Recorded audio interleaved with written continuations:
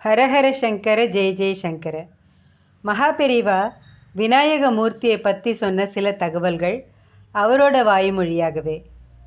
விநாயக மூர்த்தியில் உள்ள ஒவ்வொரு சின்ன சமாச்சாரத்தை கவனித்தாலும் அதில் நிறைய தத்துவங்கள் இருக்குது. பிள்ளையாருக்கு தேங்காய் எதுக்காக உடைக்கிறோம்?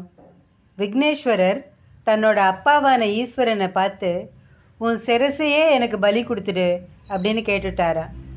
எல்லாத்த விட உயர்ந்தது எதுவோ அதை தியாகம் பண்ணினாதான் மகா கணபதிக்கு பிரியம் ஏற்படுறது. அவ்வளோ பெரிய தியாகம் பண்ணுறதுக்கு தயார் அப்படிங்கிற அறிகுறியாக தான் ஈஸ்வரனை மாதிரியே 3 கண்ணு உடைய தேங்காயை சிருஷ்டித்து அந்த காயை அவருக்கு நாம் அர்ப்பணம் பண்ணும்படியாக ஈஸ்வரன் அனுகிரகம் பண்ணியிருக்கார். சிதற தேங்காய் உடைக்கிற பழக்கம் நம்ம தேசத்துக்கு மட்டுமே இருக்குது.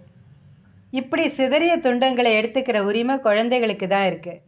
இந்த உண்மை ஒரு குழந்தை மூலமாக தான் எனக்கே தெரிஞ்சுது. அப்போது 1941 நான் நாகப்பட்டினத்தில் சதுர்மாசிய விரதம் அனுஷ்டிச்சுட்டு இருந்தேன். அங்கே கோவிலில் பிள்ளையாருக்கு நிறைய சிதறிக்காய் போடுற வழக்கம். காயை உடைக்கவே இடம் கொடுக்காத அளவுக்கு குழந்தைகள் ஒரே நெரிசலாக சேர்ந்துடும். திபதிபன்னு ஓடி வர குழந்தைகள் என் மேலே விழுந்துடுவாளோன்னு என் கூட வந்தவாளுக்கு பயம். அவள் குழந்தைகள்கிட்ட இப்படி கூட்டம் போடாதீங்கோ, விலகி போங்கோன்னு கண்டிச்சா. அப்போ ஒரு பையன், பிள்ளையாருக்கு தேங்காய் போட்டுட்டு அப்புறம் எங்களை இங்கே வராதேங்கன்னு சொல்ல உங்களுக்கு என்ன பாத்தியதை இருக்குது? சிதறக்காய் போட்டால் அது எங்கள் பாத்தியதை, அதை எடுத்துக்க நாங்கள் வரதான் செய்வோம் அப்படின்னா.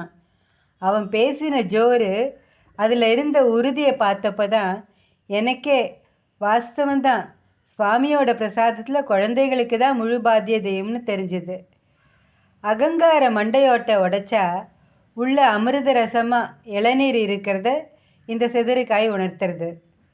பிள்ளையாருக்கு எதிர நின்றுண்டு தோப்புக்கரணம் போடுறோமே, அதை நமக்கெல்லாம் சொல்லி கொடுத்தவர் மகாவிஷ்ணு தான். இதுக்கு ஒரு அழகான கதை இருக்குது. ஒரு சமயம் மகாவிஷ்ணுவோட சக்கரத்தை அவரோட மருமகனான பிள்ளையார் விளையாட்டாக பிடுங்கிண்டு தன்னோட வாயில் போட்டுட்டாராம். பிள்ளையார்கிட்டேருந்து திரும்பி பிடுங்க முடியாது. அவர் ரொம்பவும் பலசாலி, அதட்டி மிரட்டி வாங்கவும் முடியாது.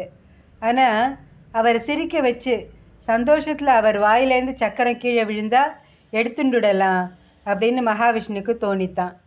உடனே 4 கைகளாலேயும் காதுகளை பிடிச்சிட்டு ஆடினாராம்.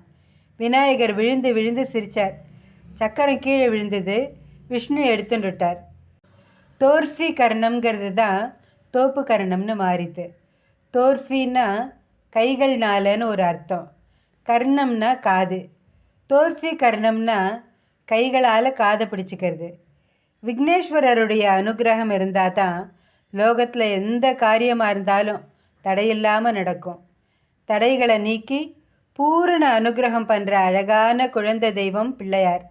அவரை பிரார்த்தனை பண்ணி பூஜை பண்ணி நாம் கஷ்டங்கள்லேருந்தெல்லாம் விலகி நல்ல வாழ்க்கை வாழ்வோமாக. ஹரஹர சங்கர ஜெய ஜெய சங்கர. காஞ்சி சங்கர காமகோட்டி சங்கர.